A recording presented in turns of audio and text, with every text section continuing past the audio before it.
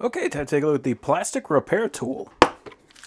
So we got a whole bunch of rods of filler material. We got 6 different styles of staples. They're all labeled so you can see exactly what the staple is. So we got some inside corners. We got some wavy staples. These are the ones that I use the most often. So this, you can see it waves back and forth. So it looks kind of like an air conditioning coil. So you're only going to have a little piece of that wire that's actually going to make a full reinforcement. But you're going to have all these waves in there that's going to make sure that that is going to stay in place. So this is a very good style of staple. And then on our heat tool, you can see those 2 holes. So this is just going to sit inside there.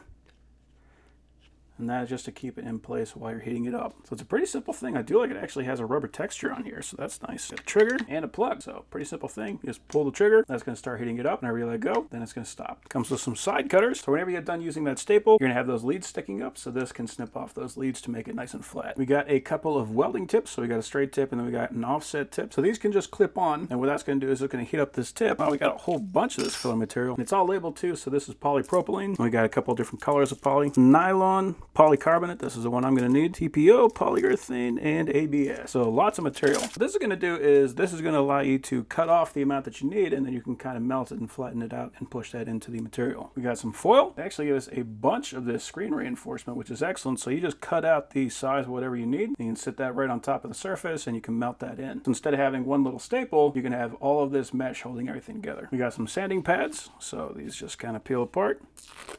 And we got a nice sandpaper on one side, and we got a polish on the other. And we got our instructions. So if I had a piece of broken polycarbonate, I got my foil underneath, so that's going to protect to help to make sure that I'm not pushing through. So the way that I do this is I just kind of sit it on there, and then I press and hold the trigger until I can see it starting to melt, and then I let go.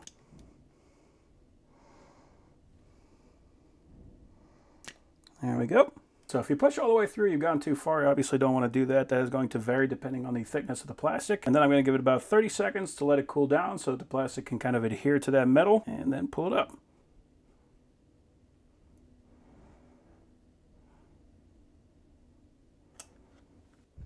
And the more pieces that you put on there, the better, because that is just going to be that much stronger.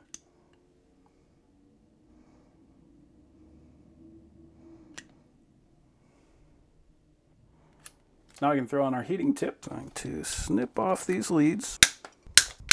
And this is already going to be very strong. So all we're going to do right now is just kind of clean it up to make it look pretty. It's always best if you're going to be doing this to paint it over when you're done. So if you got some white paint or maybe you want to change the color, you can do that. If you're doing bumper work, obviously you're probably going to want to paint it anyway.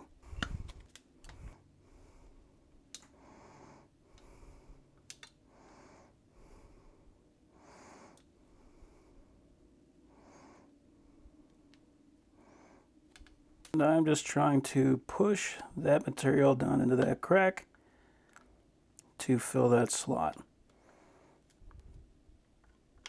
So at this point, we just let that dry. We can take the sanding paper, we can sand that down, give it a paint job, and we are done. See all the extra material that we added onto there? And that reinforcement on the back. So this is likely going to be as strong as anywhere else on this plate now. So yeah, overall, that is a very nice kit.